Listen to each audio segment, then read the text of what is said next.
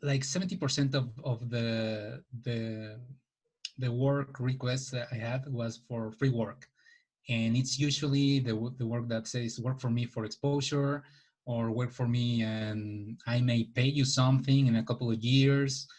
And I mean, I used to work like that when I was starting, because I wanted that experience. You're listening to Art Heroes Podcast, the show to help you thrive as a digital artist. Tune in to learn how to transform your passion into a career. Get inspired by other kick-ass 2D and 3D artists and find out what it takes to be an art hero.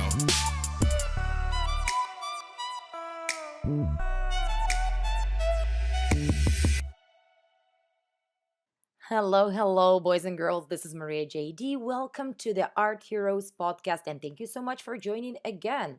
This week, we're having Carlos Ortega, a CG artist from Mexico, and I'm pretty sure you've seen some of his works, especially if you're on Instagram, because Carlos Ortega has quite some following, and we're gonna discover how did this whole thing happen to him, and how did he actually discover his style, a very unique style for the characters that he's creating. So, guys, if you're into stylized characters specifically, you should definitely listen to this episode. And by the end, we're gonna have two little surprises. One is from Carlos, and another one is from Art Heroes. So let's get going. Okay, well, we're now live. Welcome again, Carlos, and thanks so much for coming on the show. Thank you. Thank you for the invitation. Yeah, no, it's really cool to finally have you actually. And there is a little story behind that. One of our instructors at Art Heroes Stylized course actually asked if there is a chance that we can bring Carlos Ortega on the podcast. And I was like, yes, we'll try. For real. That's not a joke. I'm sure he'll be watching this video. So as well as so. Many other people. Yeah, of course. All right, Carlos, let's just dive right in. I know it's like super late in Mexico City right now. It's fine. So no time to lose. Let's start with your story. I mean, can you probably share a little bit how you started as an artist, just in general? What was the beginning for you? I think like most people just started drawing and watching a lot of movies, a lot of cartoons, and of course starting to watch movies with VFX and animation. So in my case, was watching Jurassic Park when I was a kid, and watching a lot of Disney movies, the movies from Don Bluth, and a lot of cartoons. I'm really fan of Chuck Jones and the Hanna-Barbera cartoons, and I just started to drawing and copying the characters from television, and then I started studying graphic design, but everything related to 3D art, I had to learn by myself, just digging in the in the documentation in the software, browsing some websites, forums, reading some books, and just baby steps to trying to learn the things that I watched in the Pixar movies and the Disney movies in animation. So yes, it was accidental. I don't have a proper education in CG art, but here I am. Yeah. So now, is 3D your primary, let's say, bread and butter? Yes, pretty much. I mean, I've been doing this year and last year a lot of character design. I don't call myself a character designer because I know professional character designers, and I know I'm pretty far from them. But I've had a lot of clients coming at me just with samples of my own portfolio, saying we want this, and we want you to design a character based on this. So I've been doing a lot of that. I mean, it's a pretty specific look that I use, style, Yes, if you want to call yes, it like that. definitely. I really want to talk about that. Yeah. And most of the character design I currently been doing last year for a movie, this year for a video game, is it starts with 2D. So the 3D just uh, this time is it's the secondary part, not the main. Hmm. Let's talk a little bit about your style that we already mentioned since we are on it. So, well, to start with, I really love it. You know, I'm a big fan of like pinup in general, but yours is really not there. So I was Ah, thank wondering you. how would you describe that? Like, how would you describe your style and what actually influenced you? I have a hard time describing style because I still don't feel like I have a particular style. I mean, I still keep doing the things that I like, how I like to watch them, being characters, colors, composition.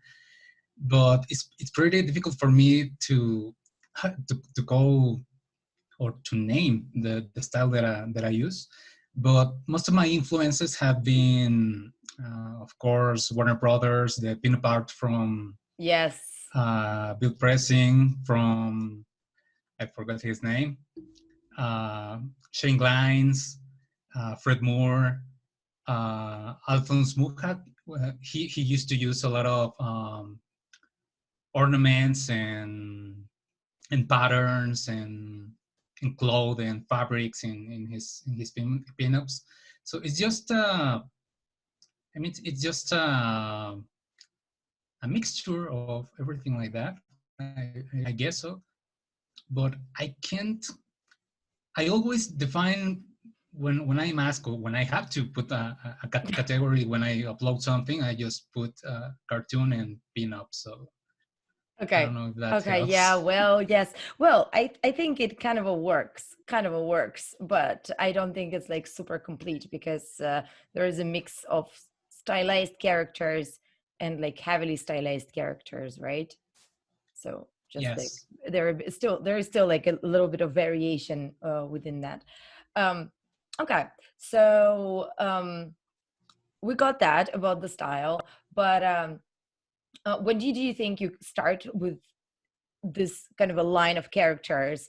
Like when was the moment then when you kind of just started focusing on this style? And in general, you know, what's your vision whether an artist, especially like a 3D artist, should like focus on one style and go this direction? So does it work for you, or like knowing different styles and working in different styles you think is also an option? What do you think?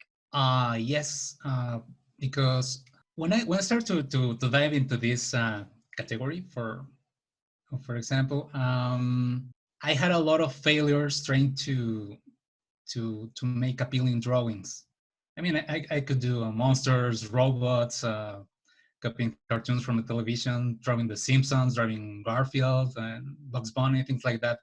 But a specific appealing character like a female character was really difficult for me, and I really loved the work I used to watch in animated movies like the mermaids in Peter Pan, like every Disney princess. Was really difficult for me to trying to create something like that. And I quit that idea before I started into 3D. When I started doing 3D, my main focus was trying to make all those characters that I had in 2D in 3D. But then later I tried to give it a try to make a female character, and it has been the first one I did was because trying to deconstruct that those shapes, what makes a shape appealing, trying to study those drawings, but now with volume.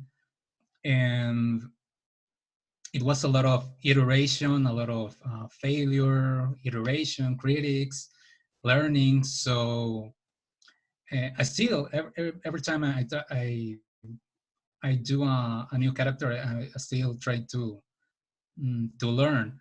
Now, most of my work is focused on that part uh, because of my. First of all, I like to do it, but I can say that like 80% of the time, every 80% of the clients I have come to me looking for something very similar. I mean, I don't mind, but yeah, sometimes on the other side, I do. I like to model vehicles. I like to model monsters, robots, things like that. But nobody cares about that. Nobody watches that. So my other work is the one who has get me the most jobs so far. All right, I see. But I can completely understand that. We'll actually come back to this in a second because I've got a question about your like one thing that you mentioned on your website. However, first let's dive into the character appeal. And thank you for mentioning that because I think this is so important. So, what actually makes a character appealing? Is there like a secret formula that I don't know, like a checklist that you see that okay, the eyes should be bigger than that, and I don't know, the body proportions or the color scheme, or what is that? Like, what do you think is the key component of a successful character that will be liked? And like let's use the common word shareable character or Instagrammable character. Wow, I mean, I'm still trying to figure out that because yes, there's a lot, especially with female characters. It's really difficult for to create an appealing character because yeah, yes, there's a lot of game between the radio of the face. Like I was trying to make the final character to make a connection with the viewer. And for example, the work that I do, I try to make it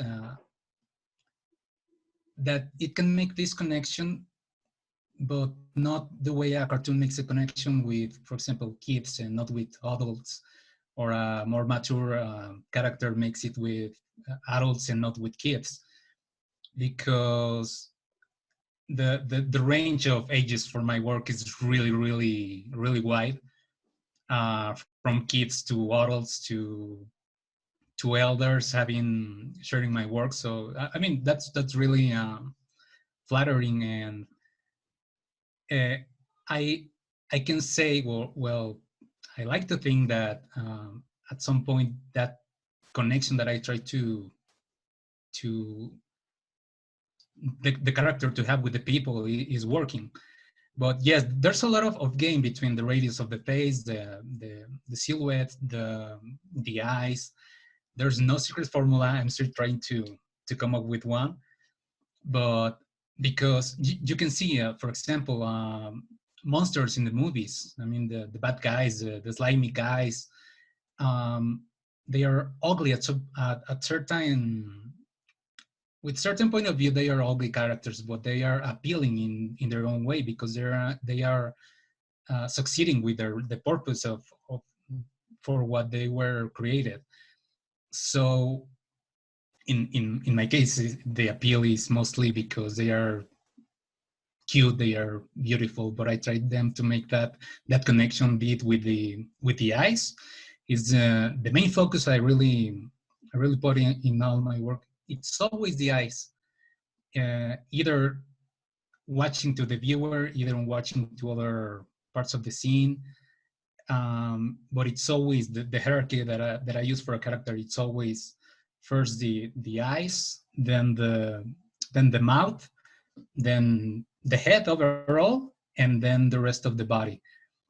Because, for example, with pinup art, it happens a lot that it happens mostly with new artists. You can see these characters with they have millions of polygons in the chest and like a three or two faces in the head.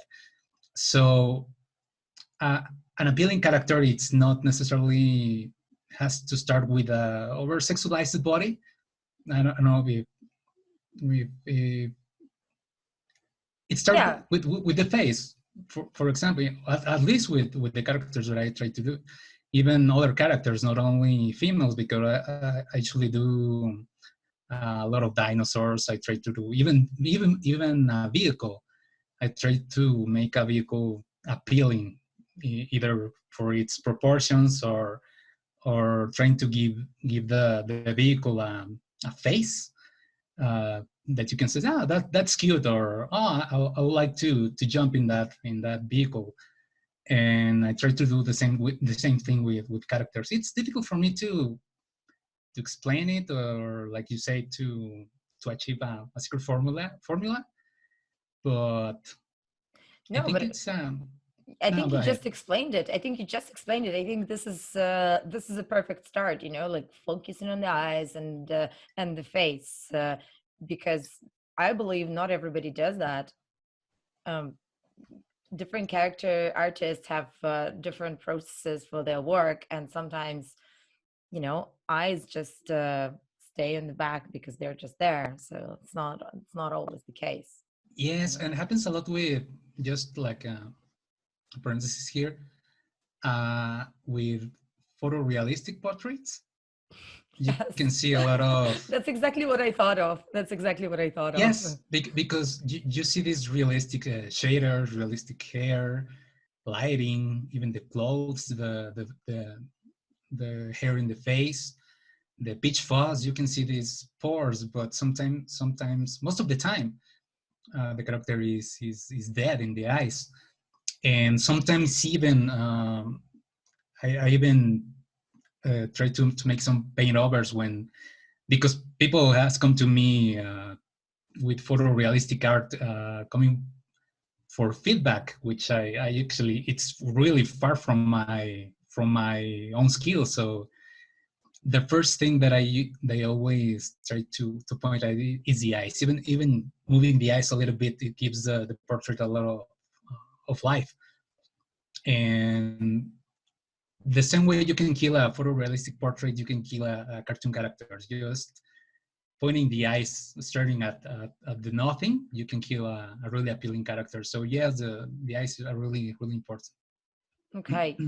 So nowadays, do you create characters from your own concepts, like all the works within this style? Yes, yes. Actually, it has been a while since I had to work with somebody else's concept, because studios sometimes they just send me the character concept. I just try to make the 3D maquette.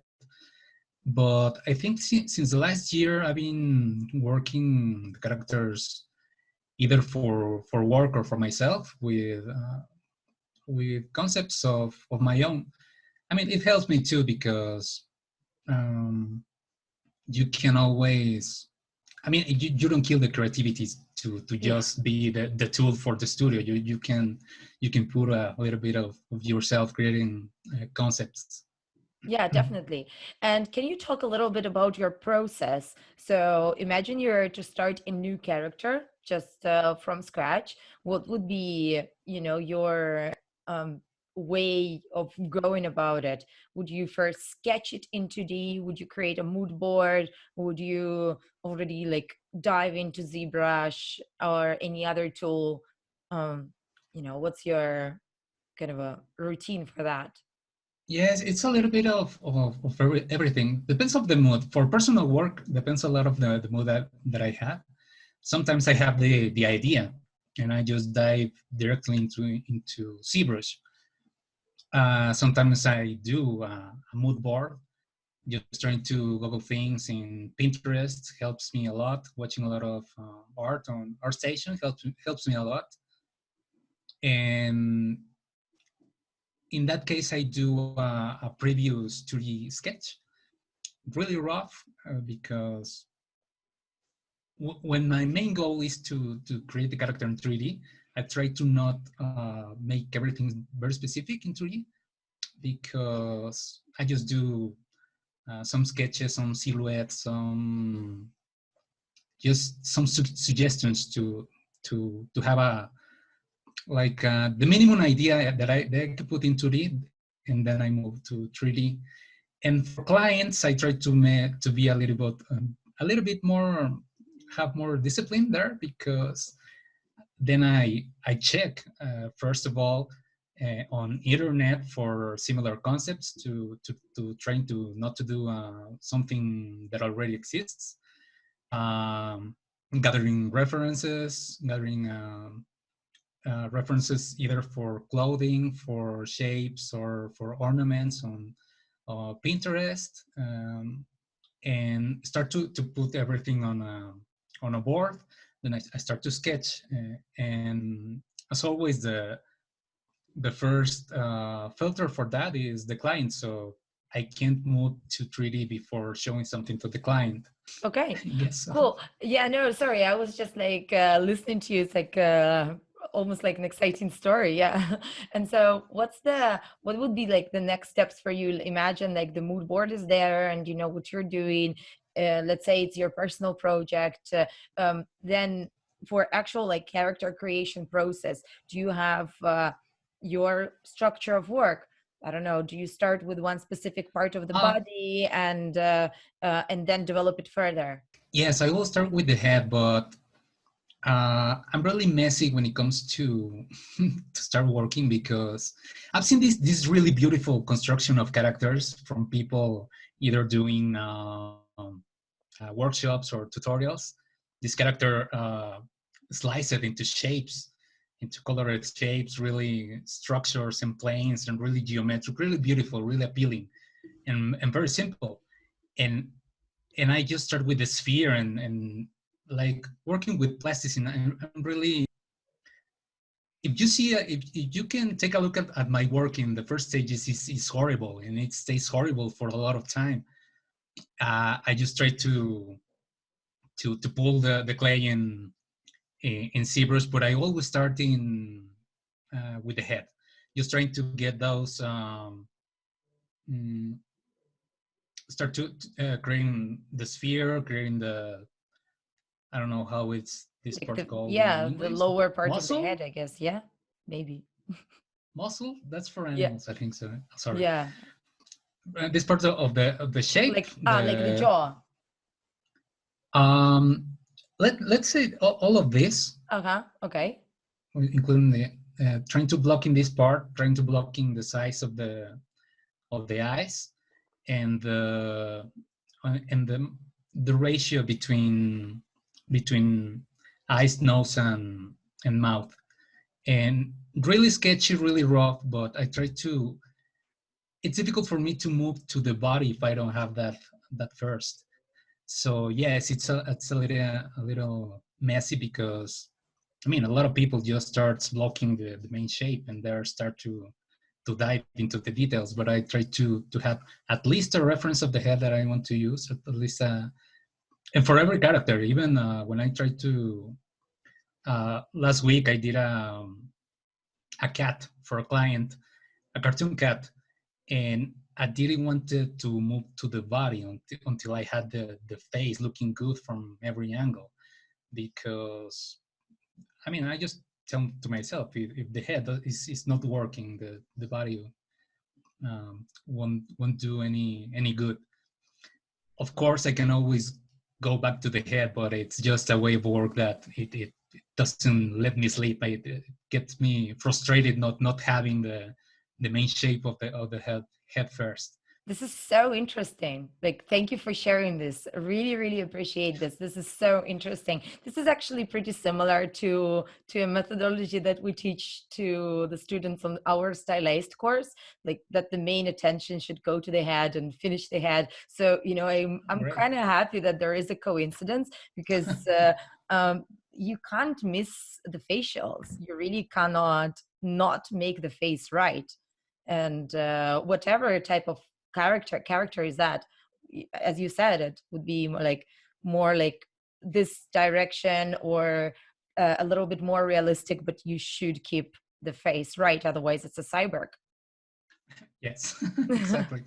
Well, I'm not that lost then. No, no, but I mean, Thanks for sharing because I usually just do I'm doing everything wrong, but no.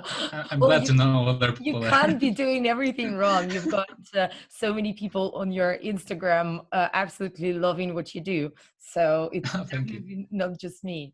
Oh, actually, by the way, Let's quickly, let me quickly ask about this. I know we already spoke about this in the previous like short conversation. So how did it happen that you have like 60 or 65,000 followers on your Instagram? Like, where did they come Oh from? yeah, yeah. Well, as I was saying, I'm really bad at promoting myself, and it happened before the boom of social media, and it's really difficult for me to ask the people for a like, for a visit to my website, even for friends. I most of my friends, I never, they just discover the things that I'm doing, because I usually don't share my things with them, because uh, it's a type of being shy. I know how to describe it, but it's flattering for me knowing that I'm doing the things that I don't suck a lot, because my work starts moving by itself. And it happened that the first time that I had my first job was because freelance job was because somebody found my work on a civil society in the forums. So it's hard to promote myself, but I like to watch my work progressing by itself.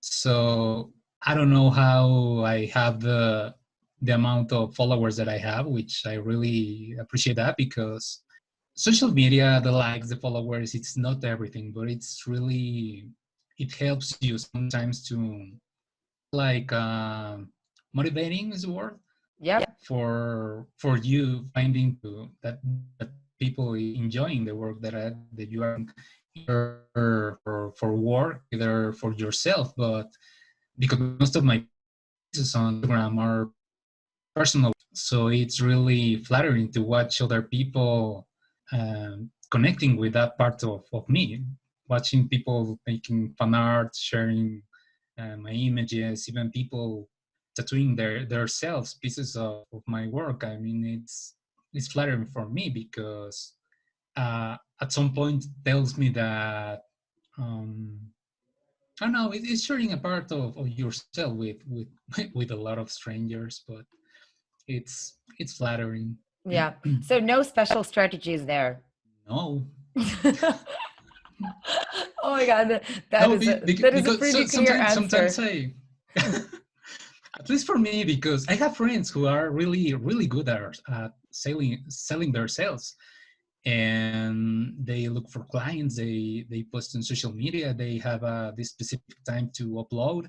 They have this specific use of a way to use hashtags.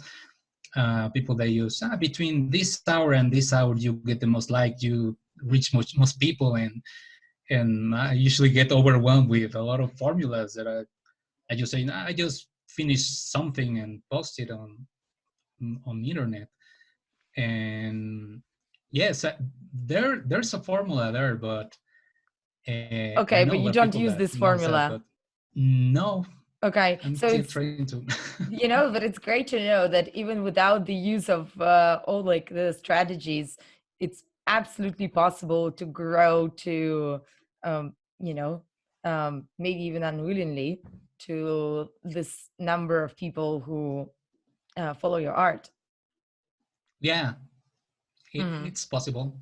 Oh, well, we've just seen an example here. And I wanted to go a little bit to what you mentioned on your website. By the way, I really liked a huge amount of disclaimers that you have on the contact form, like don't contact me for free work. I Don't use need my to. stuff. Because Yeah. I know it's a big pain for artists who create appealing art. So that's maybe the downside of having a lot of followers, that people start, I don't know, stealing your art and using your work and all these things. And um, so why did you have to put all these disclaimers, and how did this happen?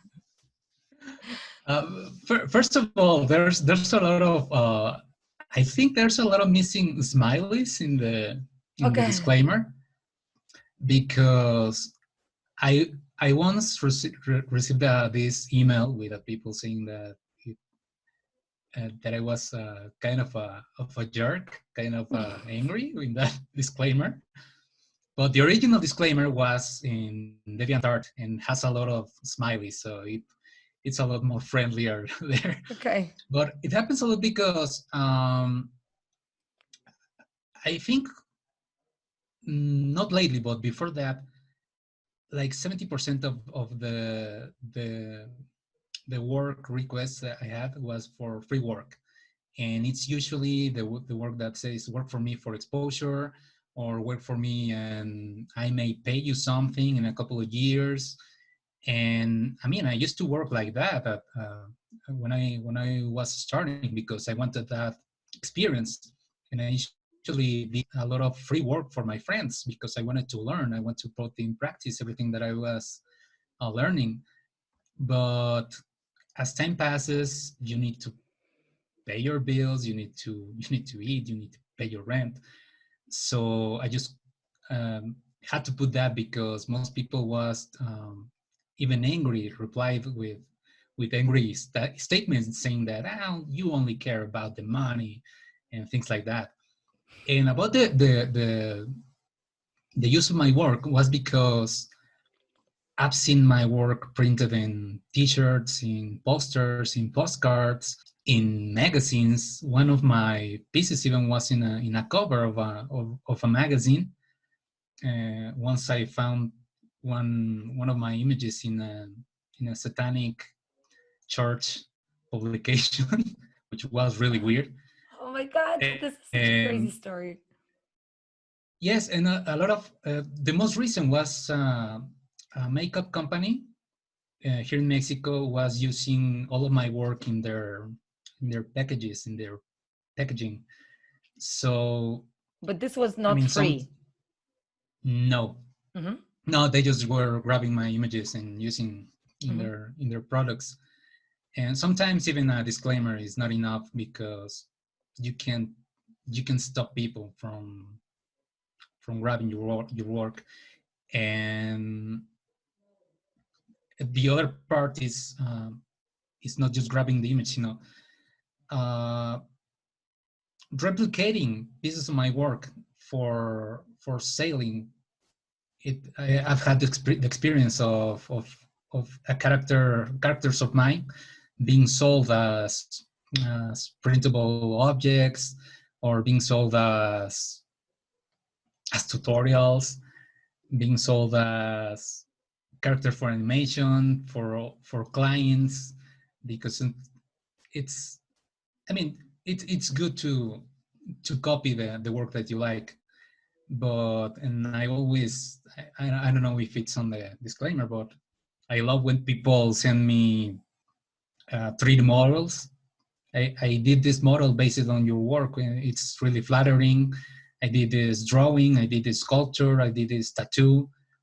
I like that because I mean I like that. But Yeah, it's when not people grab, commercial. yes, when people start making money with your work, because with my work, my personal work, I haven't had the chance to make a single dollar in since I started. Maybe with print, but I haven't uh, properly commercialized anything of my personal work. So I don't like other people to take that advantage, but you can't stop them. So Yeah. yeah. Well, that makes all the sense. Yeah, unfortunately, you can't always stop them, and yeah, it's very annoying. Like I can absolutely relate with all of this. So you mentioned something about free work, that in the very beginning you worked for exposure, and I'm just wondering, what's your take? Would you recommend young artists to take projects like this, or just like establish a rate right away, stick to your rate? What's your vision, and what would you recommend to new artists? I mean, it depends a lot of the project. The projects that I used to work for free were the first one were short films for friends.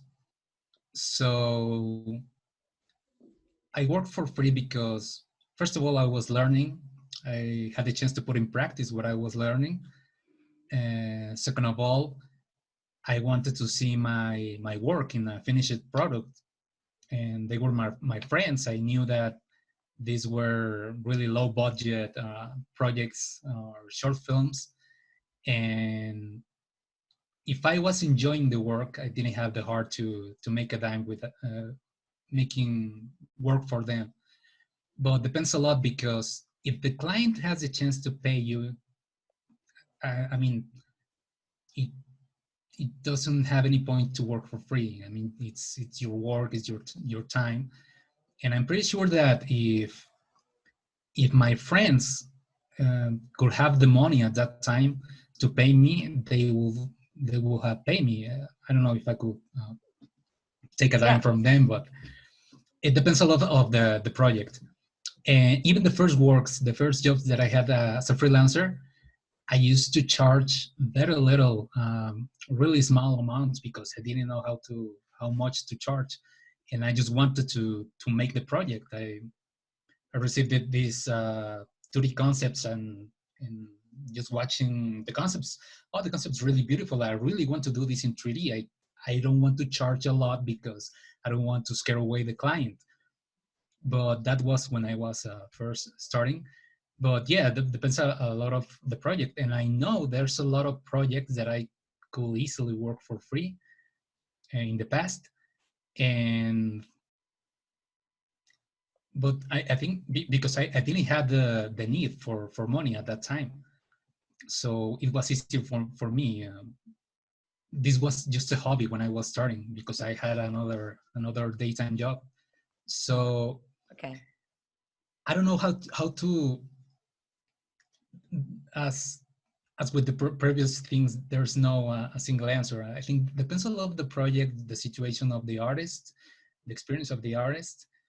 And if you want to do it for fun, you don't have the need for money. If the client doesn't have a lot of money, if it's a really good project where you are gonna learn a lot, that's gonna be published. I don't know.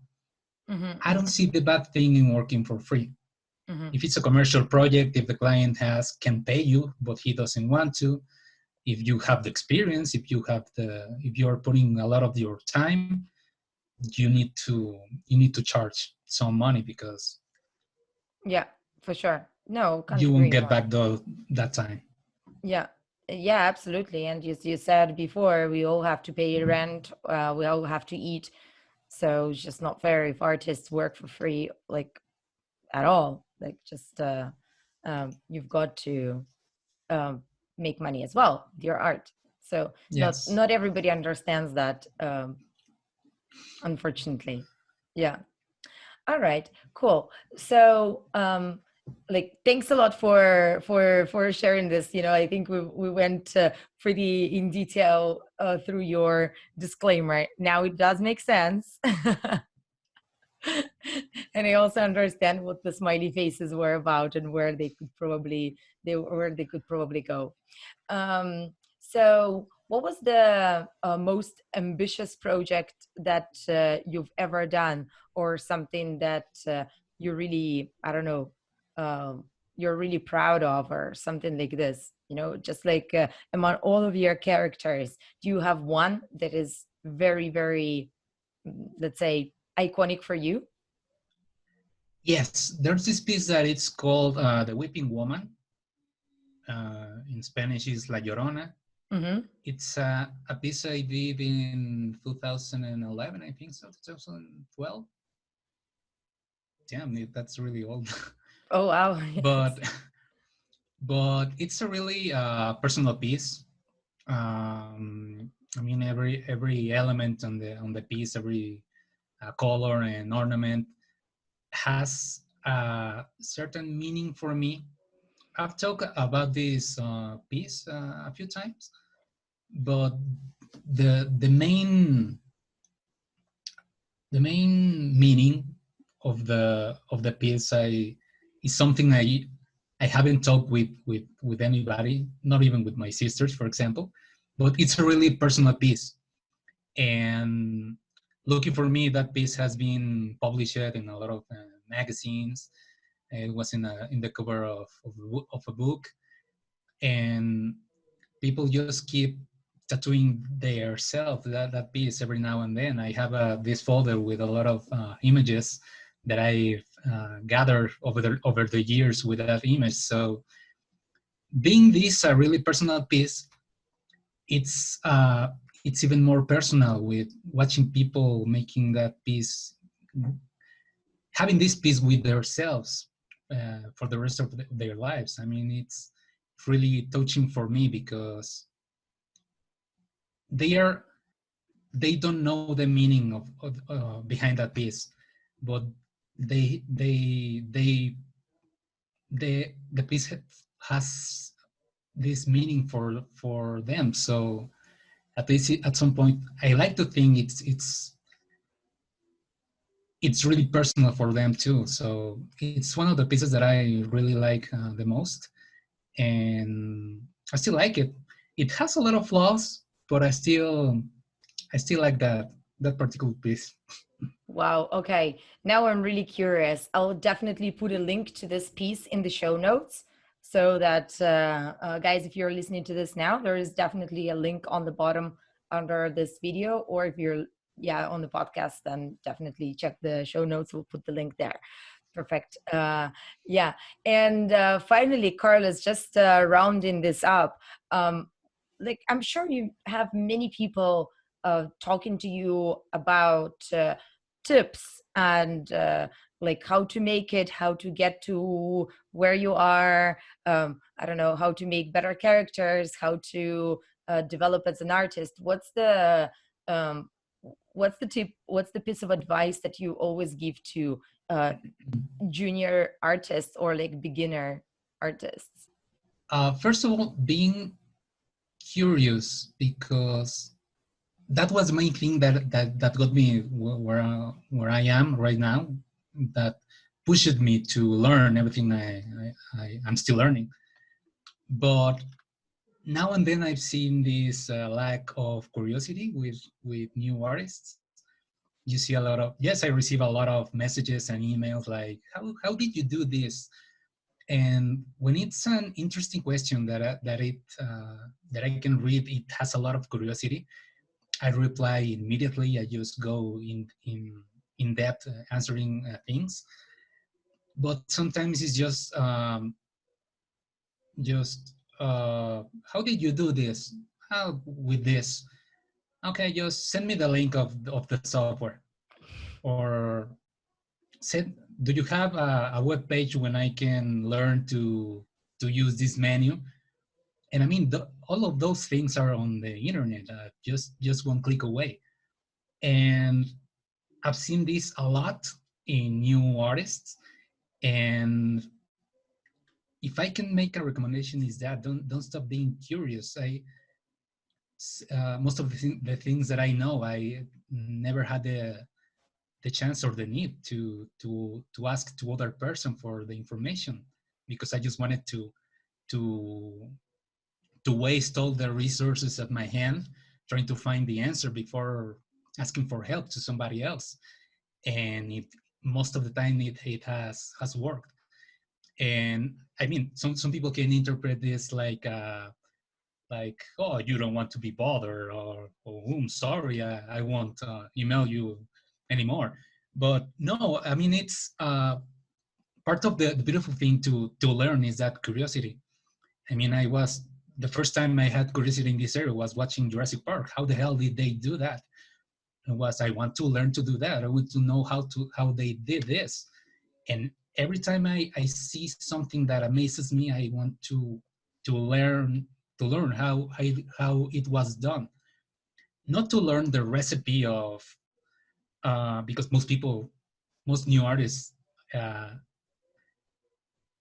just ask you for the steps, step by step. How did you do this? And it's difficult for me because up to this day I don't have this step by step of way of work, and I should have by now, but still I don't. And when I answer to the artist, well, it depends. What do you want to do?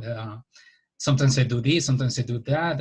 I usually don't use the same workflow most of the time. I usually sometimes I do this, do that. I depends a lot of the software, depends a lot of, and the new artist just gets frustrated because he just wants to read, click here, click here, click here, result.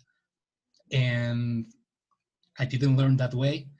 And I think the beautiful thing of this is keep yourself curious. And for me, being curious is part of also for of the inspiration. So yeah, my main tip is that just don't stop being curious. If you have the resources at your hand, waste the resources the most of you can. Internet is it's huge, it's beautiful, it's most of the time you can find everything that you are looking for there. And if you have a really, just be curious. Okay. That's a I don't know great how tip. to describe it. That's such a beautiful tip. And completely understand that. Completely understand that. Thanks so much for sharing everything, Carlos. Really, really appreciate you coming on the show and sharing the story. And I can't wait till I actually go and pull the Llorona from the archives to check her out. All right. Hope Well, you like it. Oh, okay. Yes. It better like it. Thank All you. right. All right, Carlos. It was a pleasure. Thanks again. Thank you. Thank you very much. Thank you guys for listening to the podcast, but don't leave just yet because we've got two more things prepared for you. And the first one is a bunny character rig that Carlos is letting us play with. So the discount code to access the bunny character rig is just here in the show notes on Art Heroes website if you're listening to this in the podcast, or it's in the YouTube show notes as well. So just click to the Gumroad link and use your discount code that's just right next to it. And another one is a little announcement from Art Heroes. Guys, we're launching a superhero challenge and it's going to go live on the 25th of May. So, if you want to compete for amazing prizes, well, you can't start competing just yet, but you can already enroll in the challenge and wait for it to be announced. So, wait for the rules, but you can check the prizes right on our website again. We are partnering with Pixelogic, with Marmoset, with 80 Level, and with Wacom to bring you amazing, amazing, amazing prizes. So it's definitely something worth competing for. Check artheroes.co/superhero challenge 2020. And I hope to see some of your works there as well. That's it for today, and see you next week. Cheers.